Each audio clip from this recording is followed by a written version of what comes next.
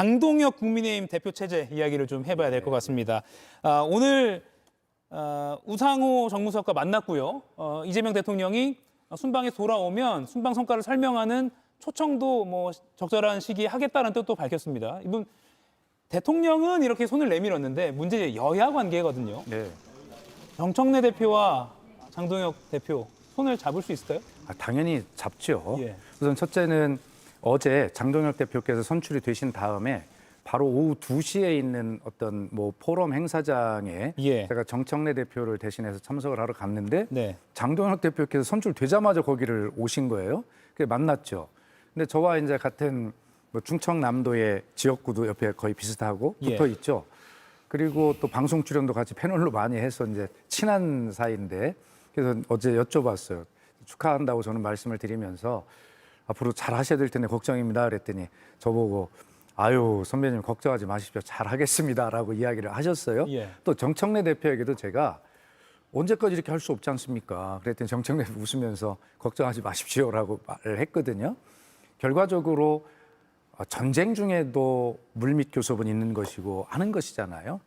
저는 이것이 이제 서로 국민의힘의 전당대회 기간 중에 서로 이제 강한 메시지가 나오고 그거를 수용할 수 없는 민주당의 입장에서는 예. 뭐 이런 어떤 강한 대립이 이제 있어 왔는데 이제 이것을 어떻게 출구를 마련할 것 아니겠습니까? 저는 그것이 계속 제가 말씀을 드리고 있지만 바로 이재명 대통령이 돌아오셔서 여야 대표들에게 회담 결과를 설명하는 그 자리가 될 것이다. 뭐 그렇게 계속 예측을 하고 있습니다. 예. 거기에서 이재명 대통령께서 이렇게 부족한 대로 성과는 성과들이 이렇게 됐는데 이거를 잘 하기 위해서 우리 여야가 좀 서로 협력해서 도와주십시오라고 이야기할 것 아니겠습니까? 심지어는 저는 상상해 보기를 우리 두 분 일로 와보십시오 하고 손을 좀 맞잡아 주시는 연출도 하지 않을까. 그래서 만약 그런 상황이 된다면 국민들께서 위로와 희망을 받지 않으시겠습니까? 그래서 저는 그렇게 된다면 이재명 대통령에게 이번에 뭐 피스메이커, 페이스메이커, 이 메이커가 이게 예. 용어가 나왔는데 그래서 이 핸드메이커를 한번 이름을 붙여드릴까 악수 뭐 어떻게 이름을 붙일지는 모르지만 아마 강조드리고 싶은 말씀은 뭐 그 자리에서 어떤 이런 여야 관계를 풀어나갈 돌파구가 계기가 그 자리에서 대통령의 말씀으로 그렇게 되지 않을까 이런 기대를 해봅니다 저는. 예. 다만 장동혁 대표가 취임하자마자 일성으로 이재명 정권을 끌어내리기 위해서 최선을 다하겠다 이런 취지로 말을 했거든요.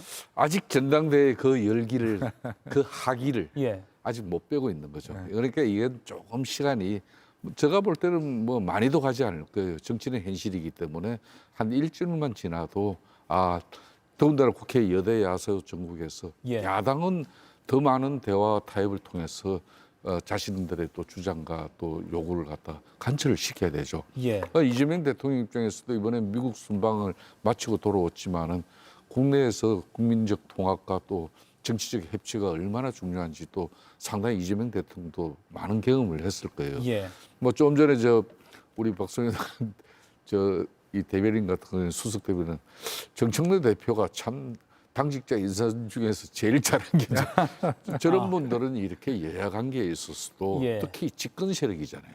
집권당은 국정 운영의 한 축이에요.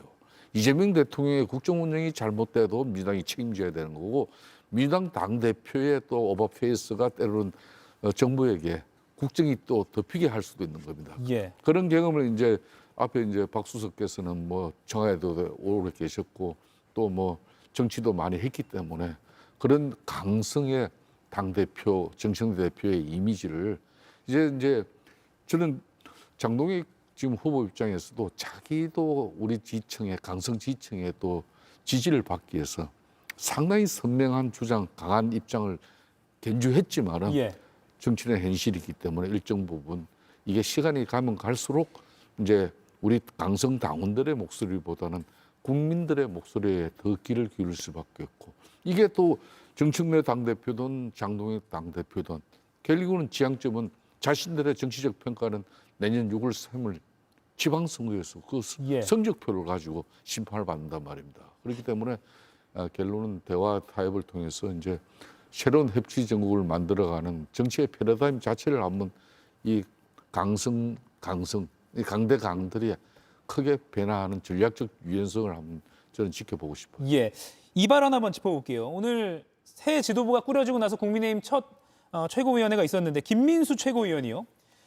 시급한 건 내부 총격 근절이다. 당원 게시판 조사, 당무감사 함께 반드시 진행돼야 한다라고 하면서 한동훈 전 대표 이야기를 꺼낸 것이죠. 그리고 또 개파 정치를 위해서 당을 무지성으로 비판하는 패널들에 대한 해당 행위 책임 반드시 묻겠다라고 하면서 방송에 출연해서 국민의힘 관련 이야기를 하는 국민의힘 소속 패널들에 대해서도 책임을 묻겠다라는 표현을 했습니다. 어떻게 보셨습니까? 저는 뭐 이제 제가 좀 전에 장동익 대표 이야기했듯이 예.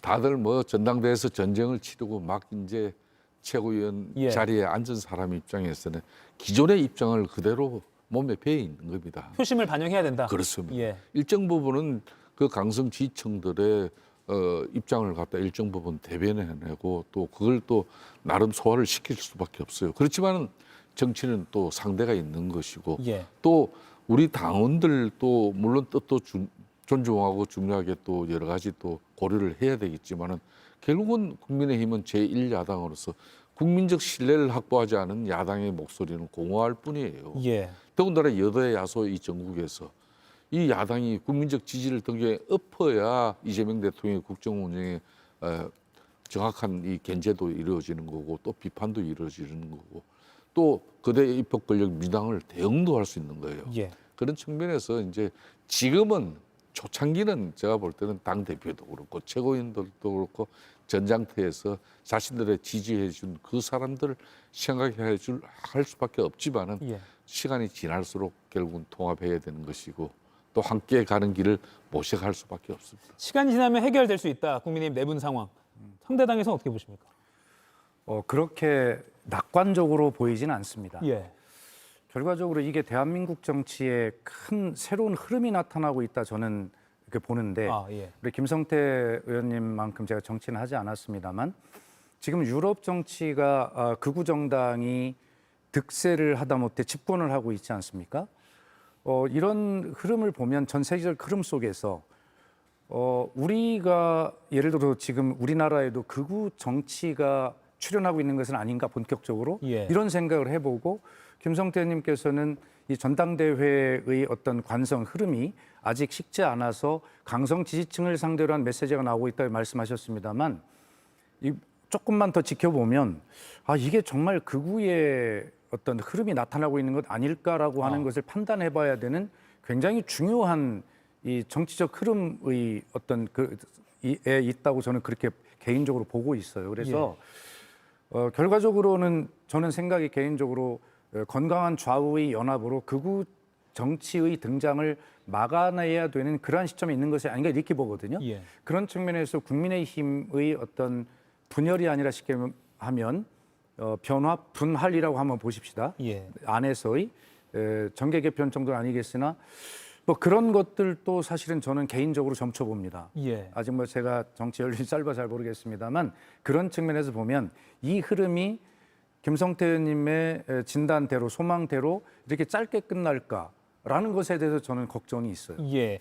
하여튼 일단 좀 지켜봐야 되겠습니다. 그러면 그 흐름에 이어지면 집단 탈당 가능성이나 이른바 분당 이런 것도 가능성이 있다고 보십니까? 일단 그 내부에서 저 같은 생각을 하는 분들이 계시다면 예. 당연히 그럴 가능성이 저는 있다고 보죠. 있다. 김성태 의원은 어떻게 보십니까? 저는 뭐 시간을 지남으로써 그러니까 이제 이 야당이라는 것은 당내 다양한 어떤 목소리를 일정 부분 존중하면서 예. 그걸 조화롭게 또 이렇게 정리정돈 해나가면서 끌고 가는 게 그게 당 대표의 역할이고 또 지도부의 역할이에요. 그렇기 때문에 지금 이제 국민의힘 내적으로 쉽게 말하면 뭐 갈등과 분열로 자신들의 어떤 정치적 이해와 이익을 추구하고 도모하기에는 정말 너무나 지금 절박한 상황이에요. 예. 그렇기 때문에 그런 배부른 짓을 더 이상 할 수가 없어요. 이제 당을 잡고 보면 제가 이제 이재명 대통령도 그런 평가를 해요. 나는 이번에 좀 가서 놀란 게 이분이 민주당 대표가 되기 위해서 과거 성남시장 경기도지사 시절 내뱉은 그런 어떤 정치 요원들은 상당히 그냥 선명하다 못해. 야, 저런 사람이 대통령 되면 어떡하지? 그러니까 지난 6.3 조기 전 대선에서도 그런 걱정과 우려를 많은 국민들이 했잖아요. 예. 그렇지만 정권 초기에 심지어 뭐 윤석열 전 대통령이 임명한 그런 장관들까지도 일부는 유임시키고. 농림부 장관. 예. 그렇죠. 그리고 뭐 차관도 그런 사람이 있어요. 시役처장 이런 사람들. 뭐 그렇게 하면서 또 일본 스텔에게도 그대로 섬겨야겠다. 그러니까 중도 실용적인 가치가 결국은 뭐 자신을 정치적으로 키워준 이 진보 세력들을 위한 길이라는 걸 본인이 일찍 깨달아 버렸잖아요. 마찬가지로 국민의힘도 마찬가지입니다. 이게 결국은 우리가 강성 지지층의 목소리도 일정 부분 뭐 인정을 해야 되겠지만은 예. 결국은 심판은 중도 무당층에 있다.